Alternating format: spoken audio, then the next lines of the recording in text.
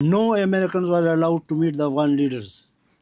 پیسه به مونږ غوسته مونږ به تقسیموله، اصلات مونږ غوسته مونږ به تقسیموله. Not a single American.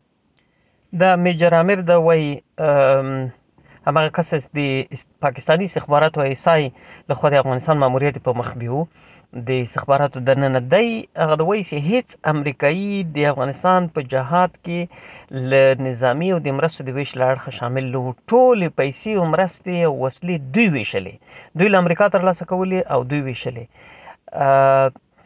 نو داسې ښیي چې امریکایان په جنګ کې مستقیم داخل نه وو، ټول کنټرول د افغانستان د جهاد چې و دا د دوی په لاس کې و، او دی د پاکستان ګټو ته هم اشاره کوي چې کومې ګټې پاکستان په هغه وخت کې د افغانستان له جهاد څخه ترلاسه کړلې. ما هغه ته فون کوم سر اوس سهار ما هیټن لاړو پېښور ته مجاهدین لیډر سره ملاویږي. لږ ساعت اوس ما ته ډي جي ټلیفون وکړو. Amir, do you know the American? My sir, that is my information. ما هغه ته ورکړي دي او زما انفارمیشن دي. ما ته اوکې پریزیډنټ وایي چې ambassador must be stopped before he enters Peshawar and he should be given my message that excellency you are not supposed to meet the leaders without my prior permission, and if he still insists then he should be given my second meeting. I am meeting them straight out to Kabul, don't come back to Islamabad. هغه ته زما میسج ورکړ چې تا هغې ته سرزما د اجازت نه بغیر نشي ملاوی دی. که بیا هم هغه انسسټ کوي نو ته وایي چې د هغې د ملاقات نه پس نیغ کابل ته زه واپس مه راځه. زمونږ کرنل بشیر ولی وروستو ډي جي آی بي و، سریلانکا سفیر و، زما ډېر مشران وروڼه غوندې دی هغه په پېښور کې دغه ما هم هغه ته وکړې هغه ته ریجیت ته مې وویل هغه هم ورته میسج پاس کړو. پرېزیډنټ ته ډایرکټ وویل امریکن امبیسډر واز سټاپډ. واپس راغی پرېزیډنټ لاړ، پرېزیډنټ سره لاس مې راوکړ ایکسلنسي کم امریکن چې زما عزت نه بغیر هغې سره داسې ملاویږي هغه به داسې په روډ سایډ باندې ودرېږي او واپس به یې رالیږي. دلته جنرال میجر عامر د هغه وخت کې د امریکایي سفیر په اسلام آباد کې و، د هغه کیسه کوي. هغه غوښتل یو ځل د مجاهدینو له رهبرانو سره وګوري. ما خپل هغه ته مخامخ جنرال ضیاء الحق ته احوال ورکړ، هغه راته ویل چې ودروئ. نو بیا وروسته وایي ضیاء الحق زما مشر ته ویلي و، د پوځ مشر ته، هغه ما ته ټلیفون وکړ، دی دا قصه کوي چې ما ورته ویل چې دا معلومات ما شریک کړي دي. نو موږ دی په پېښور ته نارسېده ودروو او د ده موټر او دا یې پرېنښود چې د مجاهدینو له مشرانو سره وګوري او مخامخ ورسره وګوري، ورسره وویني. نو دی بیرته اسلام آباد ته راغی. جنرال ضیاء الحق سره یې ولیدل، هغه راوغوښتل چې د ما له اجازې بغیر له هېچ چا سره هم نسي کتلی.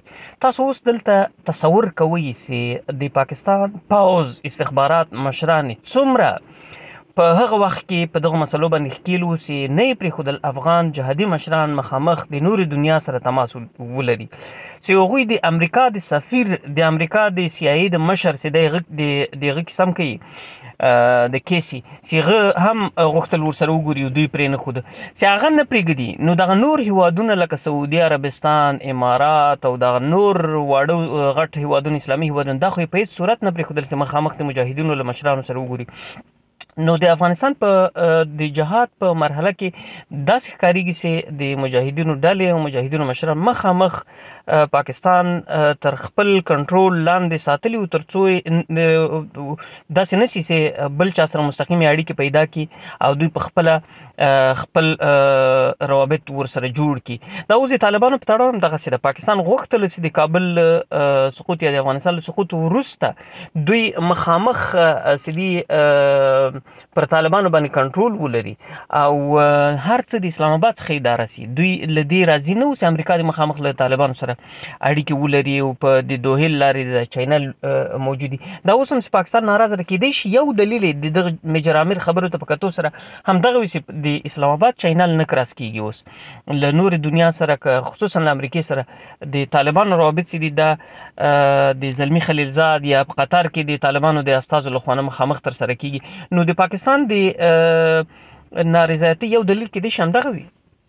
له دې څخه بل تصور دا هم کېدی چې تاسو فکر وکړئ چې د افغانستان پاکستان یو داسې افغانستان غواړي چې هغه له دنیا سره روابط ونه لري، یو منځوي افغانستان چې هر څه د اسلام آباد او د پاکستان په کنټرول کې وي.